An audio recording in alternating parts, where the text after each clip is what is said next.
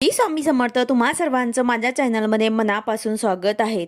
तर बघा, 28 तारखेला शनिवारी आहे कोजागरी पौर्णिमा. कोजागरी पौर्णिमा जी असते ते अखंड लक्ष्मी प्राप्तीचे अतिशय प्रभावी सेवा आहे. कोजागरी पौर्णिमेच्या दिवशी लक्ष्मी, कुबेर, इंद्र, चंद्र या देवतांची पूजा केली जाते. कोजागरी पौर्णिमा म्हणजे चंद्राची रात्र असते. जे लोक या दिवशी रात्री 12 पर्यंत जागरण, पूजा, सेवा करतात, आनंदाने रमतात, त्यांच्यावर लक्ष्मी माता प्रसन्न होते. पण लक्ष्मीच्या मोठ्या बहिणीला अक्काबाई म्हणतात. ही अक्काबाई कोजागरी पौर्णिमेच्या दिवशी अनेक घरावरून फिरते आणि कोण झोपते कोण जागते तीही पाहते. अनेक झोपलेले आळशी लोकांवर ती रागवते आणि त्यांच्यावर वाईट दिवस आणते. पण ते जागरण करतात त्यांना सुख, समाधान, संपत्ती लाभते. तर अशा प्रकारे आपल्याला कोजागरी पौर्णिमेच्या दिवशी या सर्व देवी देवतांची पूजा करायची आहे आणि त्याचबरोबर काही सेवा सुद्धा करायची आहे. शनिवारी कोजागरी पौर्णिमा आहे आणि चंद्रग्रहण सुद्धा आहे. तर त्यामुळे सर्वांनाच प्रश्न पडले आहे की चंद्रग्रहण आणि कोजागरी पौर्णिमा असल्यामुळे आपल्याला पूजा कधी करायची आहे, सेवा कशी करायची आहे. तर याविषयी संपूर्ण माहिती मी तुम्हाला आजच्या व्हिडिओमध्ये सांगणार आहे. त्याचबरोबर जे दूध आपण आटवतो ते आपल्याला चंद्रप्रकाशामध्ये ठेवायचे आहे का आणि दूध जे आहे ते आपल्याला प्यायचे आहे का, अशा प्रकारे मी तुम्हाला आजच्या व्हिडिओमध्ये संपूर्ण माहिती सांगणार आहे. व्हिडिओ पूर्ण बघा जेणेकरून तुम्हाला संपूर्ण माहिती मिळेल. जर तुम्ही चॅनलवर नवीन असाल तर चॅनलला सबस्क्राईब करायला मात्र विसरू नका आणि व्हिडिओला लाईक करायला मात्र विसरू नका. तर बघा, अश्विन शुद्ध पौर्णिमा म्हणजेच आपण तिला कोजागरी पौर्णिमा किंवा शरद पौर्णिमा असं म्हणतो. तर लोक या दिवशी सगळे लोक 12 वाजेपर्यंत जागरण करतात, आनंदाने रमतात आणि त्यांच्यावर देव प्रसन्न होतात. कारण कोजागरी पौर्णिमेच्या दिवशी जे देव देवता आहेत ते भूतलावर ते फिरत असतात. तर त्यामुळे जे जागरण करत असतील तर त्यांच्या घरी देवी देवतांचा वास असतो आणि जे जागरण करत नाही, झोपून राहतात, सेवा करत नाही, त्यांच्या इथे अलक्ष्मी वास करते. तर बघा, 28च्या रात्री आपल्याला कोजागरी पौर्णिमा साजरी करायची आहे. पहाटे पौर्णिमा सुरू होते तर रात्री आपल्याला 12 वाजता जी काही मांडणी आहे ती आपल्याला 12 वाजेच्या अगोदरच आपल्याला करून ठेवायची आहे आणि बरोबर 12 वाजा आपल्याला पूजा करायची आहे. 12 ते 12:30 यामध्ये आपल्याला सेवा सुद्धा करायची आहे. या वेळेमध्ये भगवान इंद्र, लक्ष्मी, चंद्र, कुबेर यांची आपल्याला पूजा करायची आहे. या सगळ्यांची एकत्र वर्षातून याच एका दिवसालाच पूजा आणि सेवा करता येते.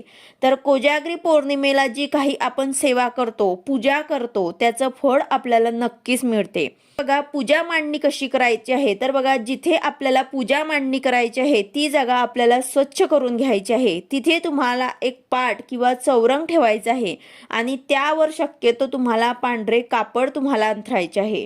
कोजागरी पौर्णिमेला आपल्याला शक्यतो पांढरे कापड अंथरायचे आहे. नसेल तर तुम्ही लाल सुद्धा अंथरू शकतात. त्यानंतर तुम्हाला रांगोळी काढायची आहे आणि त्यानंतर दिवा आपल्याला प्रज्वलित करायचे आहे, अगरबत्ती लावायची आहे आणि या दिवशी आपल्याला इंद्र, माता लक्ष्मी, कुबेर, चंद्र यांची आपल्याला पूजा करायची असते. तर माता लक्ष्मीचं प्रतीक म्हणून नागवेलीच्या जोड पानावर ते आपल्याला श्रीयंत्र ठेवायचं आहे. जर तुमच्याकडे श्रीयंत्र असेल तर तुम्हाला श्रीयंत्र ठेवायचं आहे. जर नसेल तर मग सुपारी स्वरूपात सुद्धा तुम्ही ठेवू शकतात. यानंतर परत 2 विड्याची पानं तुम्हाला घ्यायची आहे. त्यावर तुम्हाला कुबेर यंत्र ठेवायचं आहे. जर तुमच्याकडे कुबेर यंत्र असेल तर ते तुम्हाला ठेवायचं आहे, नाही तर मग सुपारी सुद्धा तुम्ही ठेवू शकता. तर अशा प्रकारे तुम्हाला यंत्र आणि कुबेर यंत्र असतील तर ते ठेवायचे आहे, नाही तर सुपारी ठेवल्या तरी सुद्धा चालेल. यानंतर तांदळाची रास ठेवायची आहे आणि त्यावर ते हळद कुंकू अर्पण करून त्यावर आपल्याला तांब्या ठेवायचा आहे. स्टीलचा ठेवायचा असेल तर तो सुद्धा तुम्ही ठेवू शकता. तांब्यावरती स्वस्तिक काढायचे आहे आणि खालून वरती हळदी आणि कुंकवाने अशा रेषा सुद्धा काढायच्या आहे. यानंतर या तांब्यामध्ये पाणी भरून ठेवायचं आहे. 1 रुपया आणि 1 सुपारी, त्यानंतर हळद, कुंकू, अक्षदा, फुलं टाकायची आहे. त्यानंतर आंब्याचा डहाळा तुम्हाला यामध्ये ठेवायचा आहे. तर अशा प्रकारे तुम्हाला इंद्राचे प्रतीक म्हणून तुम्हाला तांब्याचा तांब्याचा तांब्या घ्यायचा आहे आणि अशा प्रकारे ठेवून त्यावर ते आंब्याचे डहाळे ठेवायचे आहे किंवा मग पानं ठेवायचे आहे। यानंतर चंद्राचं प्रतीक म्हणून तांदळाने गोल काढायचा आहे। चंद्रासारखा आकार देऊन तुम्हाला अशा प्रकारे गोल असं प्रतीक तुम्हाला चंद्राचं काढायचं आहे। तर इंद्र, लक्ष्मी, कुबेर, चंद्र ह्या देवांचे प्रतीक म्हणून आपल्याला अशी पूजा मांडणी करायची आहे। त्याचबरोबर घंटी आणि दक्षिणावर्ती शंख सुद्धा तुम्हाला ठेवायचा आहे। यानंतर सर्व देवी देवतांना हळद कुंकू फुलं वाहून पूजा करायची आहे। दिव्याची, घंटीची, शंखाची सुद्धा तुम्हाला पूजा करायची आहे।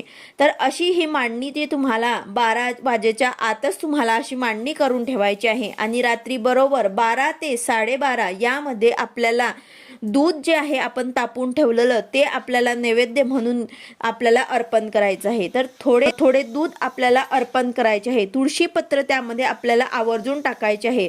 या वर्षी चंद्रग्रहण आहे तर हे दूध आपल्याला संध्याकाळीच बनवून ठेवायचे आहे आणि त्यामध्ये तुळशी पत्र सुद्धा आपल्याला टाकायचे आहे आणि हा असं नैवेद्य आपल्याला देवांना दाखवायचा आहे। तर हा नैवेद्य दाखवताना आपल्याला एक मंत्र म्हणायचा आहे। तो मंत्र असा आहे की ऋण रोगादी दारिद्र्यम अपमृत्यू भय शोक मनस्ताप नाशयंतु मम सर्वदा। तर हा मंत्र म्हणून तुम्हाला नैवेद्य दाखवायचा आहे, देवांना नैवेद्य अर्पण करायचा आहे। हा मंत्र म्हटल्यामुळे आपल्या घरातल्यांची आपली जी अपमृत्यूची भीती आहे ते टळते।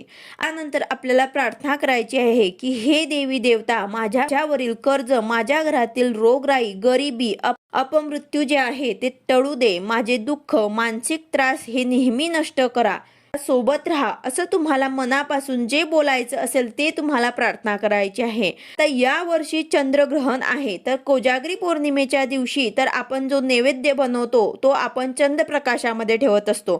म्हणजे 12 ते 12:30 या दरम्यानमध्ये आपण जे दूध असते ते आपण चंद्रप्रकाशामध्ये ठेवत असतो। पण या वर्षी चंद्रग्रहण आहे म्हणून आपल्याला हे चंद्रप्रकाशामध्ये ठेवायचे नाही आहे। पूजा मांडणी जवळच आपल्याला हे दूध ठेवायचं आहे। त्यानंतर हे जे दूध असायचं ते आपण सर्वजण रात्री 12 वाजता हे पूजा झाल्यानंतर आपण प्यायचे। आपण हे जे नैवेद्य आहे ते ग्रहण करायचे। पण या वर्षी चंद्रग्रहण असल्यामुळे आपल्याला अगदी तीर्थ घेतो तेवढेच तुम्हाला दुधाचं जे नैवेद्य दाखवलं आहे ते ग्रहण करायचं आहे। पूर्ण दूध आपल्याला प्यायचं नाही आहे। हे दूध आपल्याला दुसऱ्या दिवशी प्यायचे आहे आणि घरातल्यांनीच हा दुधाचा जो नैवेद्य असतो तो प्यायचा असतो, दुसऱ्यांना बाहेरच्यांना द्यायचा नसतो।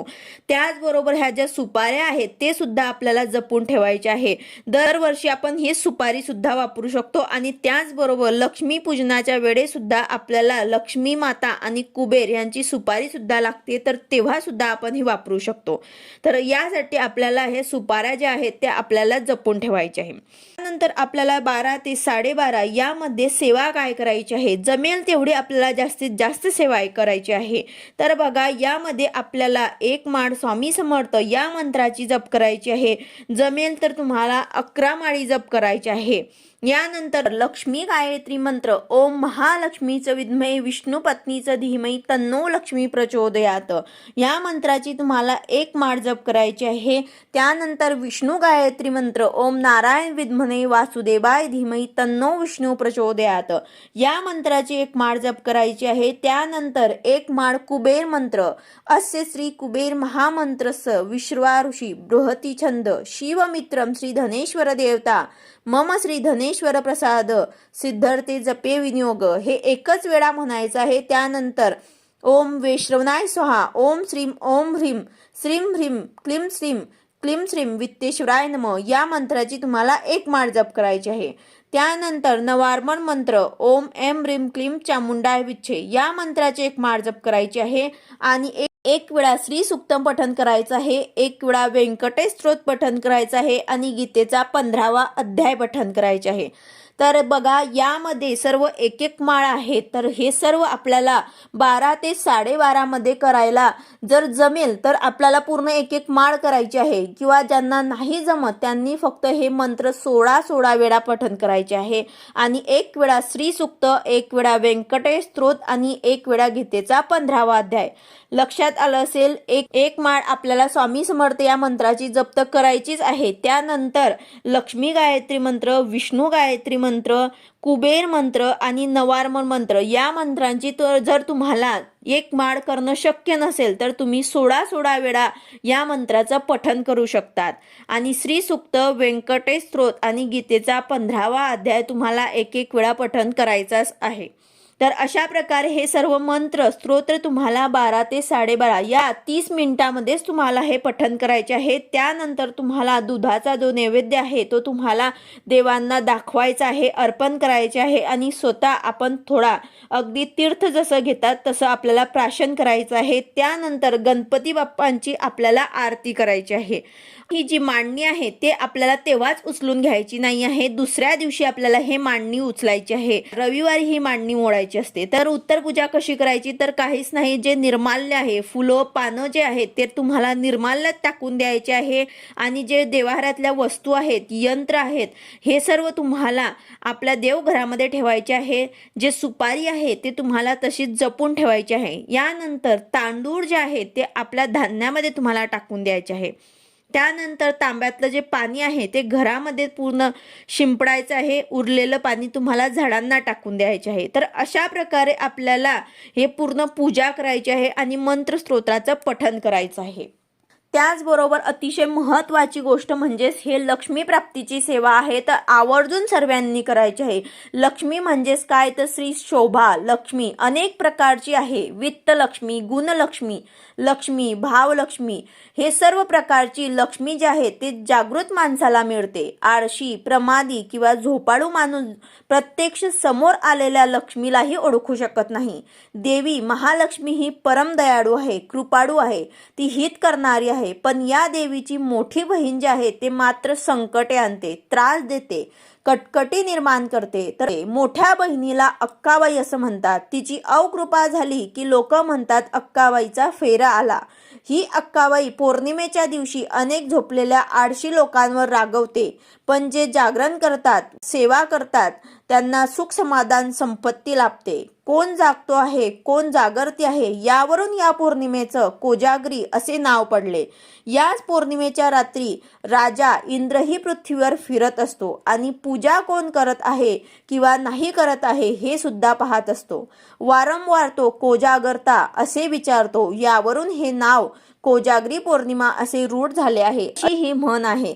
तर यासाठी आपल्याला या दिवशी पूजा करायची आहे, सेवा करायची आहे, जेणेकरून आपल्या घरामध्ये लक्ष्मी माताचा वास असेल. लक्ष्मी माता आपल्या घरामध्ये येईल आणि ते चिरकाल टिकून राहण्यासाठी आपल्याला अतिशय प्रभावी ही सेवा करायची आहे. त्याचबरोबर या दिवशी चंद्राला ग्रहण सुद्धा आहे, तर गर्भवती महिलांनी नियम पाळायचे आहे. त्याचबरोबर दुसऱ्यांनी सुद्धा यांचे नियम पाळायचे आहे. संध्याकाळी 7 वाजेच्या आतच आपल्याला जेवण वगैरे करून घ्यायचं आहे. त्याचबरोबर ग्रहणामध्ये आपल्याला चंद्राला बघायचं नाही आहे आणि त्याचबरोबर सायंकाळी म्हणजे 7 नंतर आपल्याला भाजी कापायचं नाही आहे. रात्री हे ग्रहण असल्यामुळे आपल्याला ग्रहण संपल्यानंतर आंघोळ करायची नाही आहे, सकाळीच आपल्याला आंघोळ करायची आहे. रात्रीचं ग्रहण असल्यामुळे आपल्याला जास्त काही नियम पाळायची गरज नाही आहे. तर हे ग्रहण जे आहे ते 28 तारखेला या दिवशी खड्डग्रास चंद्रग्रहण आहे. त्याचा स्पर्श रात्री 1:05 आहे आणि मध्य जो आहे तो 1:44 आहे आणि मोक्ष जो आहे तो 2:23 आहे. तर याचे जे वेद आहे ते दुपारी 3:15 वेद आपल्याला पाडायचे आहे. वृद्ध, आजारी, गर्भवती महिलांनी संध्याकाळी 7 वाजेच्या नंतर आपल्याला हे वेद पाडायचे आहे. ग्रहण पर्व काळ जो आहे तो रात्री 1:05 तर 2:23 आहे. तर यामध्ये आपल्याला पाणी पिणे, भोजन, झोपणे, मलमूत्र हे सर्व कर्म आपल्याला करायचे नाही आहेत. सर्व कालामध्ये जप, नामस्मरण करायचे आहे. आपल्याला वेद काळात प्रतिवर्षी जशी आपण कोजागरी पौर्णिमेची पूजा करत असतो रात्री, तशीच आपल्याला लक्ष्मी इंद्राचे पूजन करायचे आहे. दूध साखरेचा आपल्याला नैवेद्य दाखवायचा आहे.